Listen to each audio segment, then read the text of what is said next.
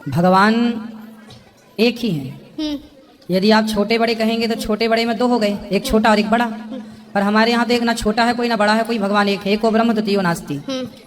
वो जो एक हैं वही भगवान श्रीमन नारायण हैं, वही नारायण राम हैं, वही नारायण कृष्ण हैं। चलो ये मानती हूँ। आपने बोला श्रीमन नारायण, हाँ। तो श्री हरि कौन है? वही उनका नाम बहुत है ना, हरि उनका नाम है, राम उनका नाम है, गोविंद उनका नाम, गोपाल। हरि जो दुखों का हरण करे वो हरि। कबीर दंडवतम गोविंद गुरु बंधु अभिजन सोए, पहले भय प्रणाम तन नमो जो आगे होए। कबीर गुरु को कीजे दंडवत कोटि कोटि प्रणाम, कीट न जाने कोई भृंग को गुरु करे है आप समान। तो नमस्कार दर्शकों, सत्संग राम राम। आप कैसे हैं? मैं आशा करता हूँ आप अच्छे होंगे। तो आज का टॉपिक है कि सबसे बड़ा भगवान कौन है। तो ये सवाल अनिरुद्धाचार्य जी से एक महिला ने जब पूछा तो क्या बोले अनिरुद्धाचार्य जी। तो इस विषय पर दो संतों के विचार लिए जाएंगे। तो एक तरफ है अनिरुद्धाचार्य जी महाराज और दूसरे तरफ है संत रामपाल जी महाराज। तो वीडियो शुरू करने से पहले यदि वीडियो पर पहली बार है तो वीडियो को लाइक करें और चैनल पर यदि नए हो तो चैनल को सब्सक्राइब करें और बेल आइकन का बटन जरूर दबाएं और ज्यादा से ज्यादा शेयर करें। तो आइए देखते हैं सबसे पहले अनिरुद्धाचार्य जी महाराज के विचार। कौन है सबसे बड़े भगवान? वो कौन है? आप बताओ सबसे छोटे भगवान कौन है? नहीं, जैसे अवतार तो सबने लिया है, अवतार तो सबने लिया, अवतारों को तो पता है, लेकिन जिनसे अवतार लिया है वो कौन है? भगवान एक ही हैं। यदि आप छोटे बड़े कहेंगे तो छोटे बड़े में दो हो गए, एक छोटा और एक बड़ा। पर हमारे यहाँ तो एक ना छोटा है कोई ना बड़ा है कोई, भगवान एक है। एको ब्रह्म द्वितीयो नास्ति। वो जो एक हैं वही भगवान श्रीमन नारायण हैं, वही नारायण राम हैं, वही नारायण कृष्ण हैं। चलो ये मानती हूँ। आपने बोला श्रीमन नारायण, हाँ। तो श्री हरि कौन है? वही उनका नाम बहुत है ना, हरि उनका नाम है, राम उनका नाम है, गोविंद उनका नाम, गोपाल। हरि जो दुखों का हरण करे वो हरि, जो व्यापक है वो विष्णु।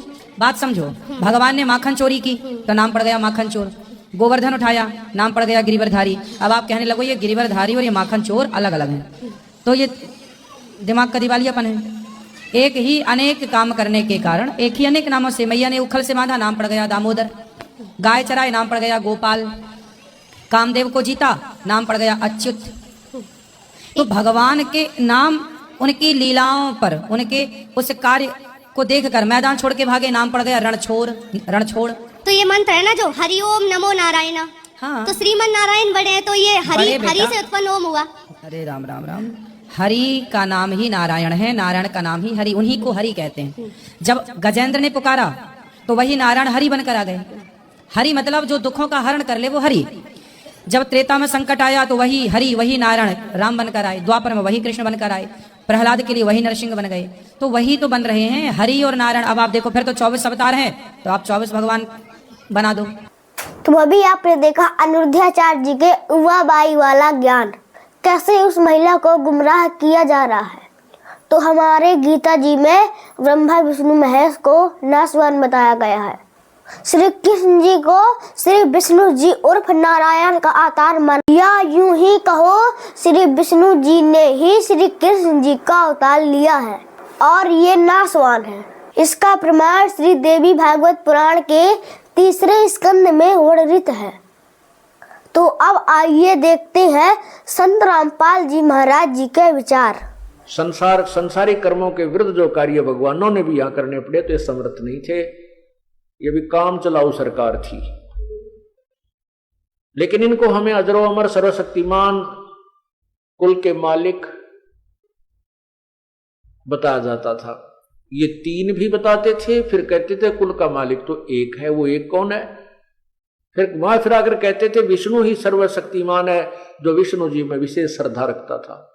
और जो श्री शिव जी में विशेष श्रद्धा रखता था वो कहता था शिव जी ही एक है, कुल का मालिक नहीं। उस कुल के मालिक का ज्ञान तो इस तत्व ज्ञान से ही होगा और हो रहा है।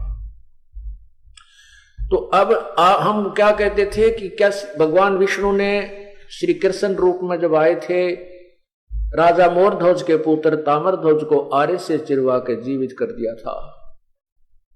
इस आधार से इनको सर्वशक्तिमान बताया करते थे। दूसरा कहते थे कि भगवान श्री कृष्ण ने गोवर्धन पर्वत को हाथ पर उठा लिया था, इसलिए भगवान थे। तीसरी महिमा करते थे कि भगवान श्री कृष्ण जी ने, भगवान श्री राम ने समुद्र के ऊपर पुल बना दिया था, इसलिए सर्वशक्तिमान थे। अब परमात्मा क्या कहते हैं, समुद्र पाट लंका गयो, सीता को भरतारे, अगस्त ऋषि ने ये सारे पी लिए, इनमें कौन करतारे।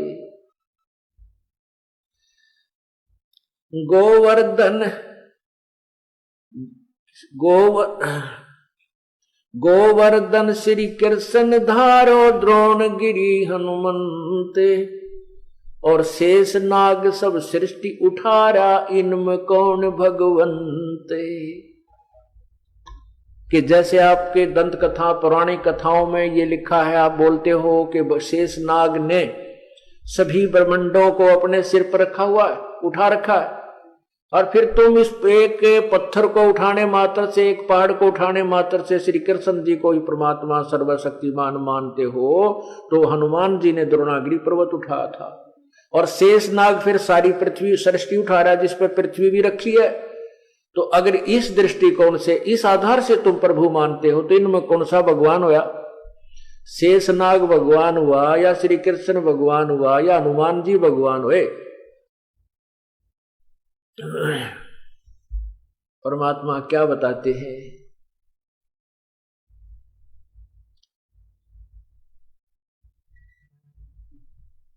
कि ये सब ज्ञान का उलछेड़ा तुम्हारे अंदर है, तुम ज्ञान को समझ नहीं पाए। काटो बंधन विपत में, कठिन करो संग्राम, चिन्हो रे नर प्राणिया, वो गरुड़ बड़ो अकराम। है कितनी प्यारा निर्णय ज्ञान दे दिया परमात्मा ने समर्थता और असमर्थता का, कि जब भगवान श्री राम को तुम विष्णु अवतार और सर्वशक्तिमान मानते हो, जिस समय गरुड़ वो नाग फांस के अंदर, श्रीलंका के अंदर युद्ध के दौरान श्री रामचंद्र जी नाग फांस में आ गए थे, नागों ने सान को बांध लिया था। उस समय भगवान विवश हो चुके थे, दोनों हाथ नीचे को और बांध कर खड़े कर दिए गए थे, असहाय थे। तब गरुड़ से याचना की, गरुड़ ने आकर के उन नागों को काटा, और वो जब भगवान बंधन मुक्त हुए तो क्या बताते हैं, काटे बंधन विपत में, कठिन कियो संग्राम, चिन्हो रे नर प्राणिया, ये गरुड़ बड़ा अकराम। ये तुम्हारा राम बड़ा है या गरुड़ शक्तिशाली हुआ? तो कैसी लगी वीडियो तो अपनी राय कमेंट बॉक्स में जरूर दे। तो आज के वीडियो में इतना ही, मिलते हैं नेक्स्ट वीडियो में। तब तक के लिए नमस्कार, सत साहेब, जय बंदी छोड़ की।